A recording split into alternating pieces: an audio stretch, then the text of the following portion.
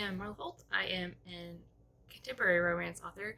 I write smart, sexy romance about heroines with agency and heroes with heart.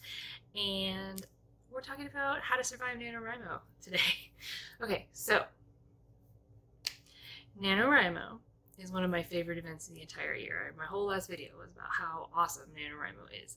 But it can still be really intimidating, especially if you're a new writer, to think that you're going to write one whole book in a month, especially like the month before the winter holidays. And there's, if you're in the US, there's Thanksgiving thrown in there. There could be like final prep if you're in school. It's a lot. It's a lot. But I still think it's doable. And I have just a few tips to help you survive the month and actually find like a really fulfilling thing out of it, really fulfilling experience out of it. And also, have a first draft of a book when you're done. How cool is that? Like that is the best part, really. But there's just ways to keep yourself motivated. We're going to talk about the first and the biggest one is to make a plan for yourself, especially if this is your first year doing NaNoWriMo and you don't really know what to expect from it. Make a plan. So your word count is already set for you. Your daily word count goal, they recommend, you need to write 1,667 words a day to finish. If you start writing on November 1st to finish on November 30th with a 50,000 word novel. So there you go. Like your word count is already set for you. You need to pick a time of day that you're going to write each day to get those words done. I also give myself an extended goal of 2,000 words a day so that I have a bit of a buffer for things like, because I am a mom, and so like Thanksgiving time comes and that's me doing most of the cooking, and then we have my kids are all in school, and right now we're doing distance learning, so like days are full doing school and not doing writing stuff. And then I have my job on top of that. So choosing a time and a place to write each day. And it doesn't have to be the same time and place each day. Like if you're like me, my schedule is going to be like on Mondays, I'll probably write in the morning. On Tuesdays, I'm going to write in the evening. And on Wednesdays, I'm going to sleep in and maybe get 500 words written. So there's there's setting a plan and then allowing yourself to be flexible within that plan. Because, maybe on Saturdays you can write all afternoon. Maybe you can set aside 4 hours where you can have uninterrupted writing time, whereas during the week you're going to have, like on Wednesdays, like I said, you're on Wednesdays we're sleeping in, okay? And we just are too busy and we need a break. And it's fine. It's totally fine. You can that's the other beautiful thing is if you make a plan, you can allow yourself breaks. So just evaluate your week and know when you have time to write, when you can set aside time to write. This may include talking to your family about giving you time and space. It may include, sequestering yourself up in your bedroom away from noise. It could really, a nice pair of Bluetooth headphones goes a long way. Let me tell you, that I have learned during quarantine because we have all been in this house, and our house is not large. We have all been in this house together for 7 months now, and it can get very loud. That leads me in nicely into another one of my tips, which is to make yourself a playlist. Make a playlist for your book. If you listen to music while you write, I always take time to make a Spotify playlist for my novel. It's one of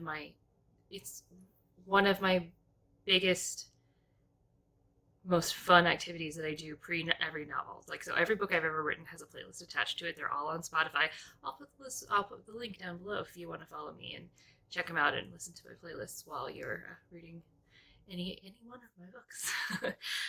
Or just getting idea, or if you just want to get an idea of what a novel playlist could look like if you've never done one before. I honestly just I come up with 1 or 2 seed songs on Spotify that kind of encapsulate the mood I want in my story, and then I just keep going. And I find songs that either relate or that I just really connect with and I think might be important to my story. The playlist also, for me, it is an auditory cue to just sit down and start writing and start thinking about these characters. And so it helps me get in the mood to write much more quickly than anything else I do. So that's something that if playlists don't work for you, think of something else really small and really quick that you can do that just sort of signals to yourself that it's time to sit down and write. It could be just as simple as sitting down at a certain place, or lighting a candle, or something just really small that gets you into the mood to write, and signals to your brain that like this is, and especially like as the month goes on, it will just click a little bit more because you're used to it and you're used to the routine. My next tip is very simple: lock away your inner editor and your inner critic. Toss them out for the month of November. The whole point of NaNoWriMo is to develop a regular writing practice and to be able to sit down and connect with the words that are in your head and to get them out on paper so that your ideas are no longer trapped inside you and so that you have something to work with on paper to develop into a story.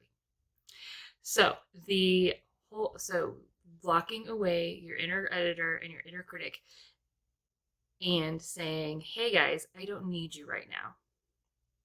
We don't need to critique this. Like, everything that comes out is valid, good work because we're sitting down and taking the time to do it. That's the attitude we need to go into NaNoWriMo with. So, when you lock away your inner editor and your inner critic who are telling you that you need to, these words aren't good enough, and that nobody's ever going to give this book a 5-star review, like, we don't need them because this is your first draft. It's going to be great when you're on your 3rd or 4th draft and you send it to your editor. Like, it can still turn into greatness, but right now we are working on getting those ideas out of our head and writing our novel, and we are going to make it fantastic in December. We don't need it fantastic now. We need to be able to practice tuning into the words that we have inside us and getting them out. So we're going to lock those guys away, and I am actually going to be hosting on in my Facebook group and on Instagram, if I can figure out how to do them at the same time. I'm going to be hosting a live lock away your inner editor ceremony on Saturday, on Halloween, so that we can get ready for this. You can make it more elaborate. All you're going to need is an envelope and a candle, or even if you don't want the candle, just the envelope. Anyway, and so just join me then. It'll just take a few minutes and we'll talk, get motivated and get ready to start writing.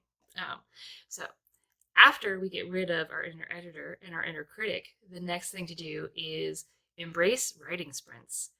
This is the best way to get words down quickly, especially when you're short on time. And it's the best way to like make sure that we are staying, that we're not getting in our own way. Like, it's, if you're setting a timer, and I always do I always do 10-minute writing sprints. That's like the magic number for me.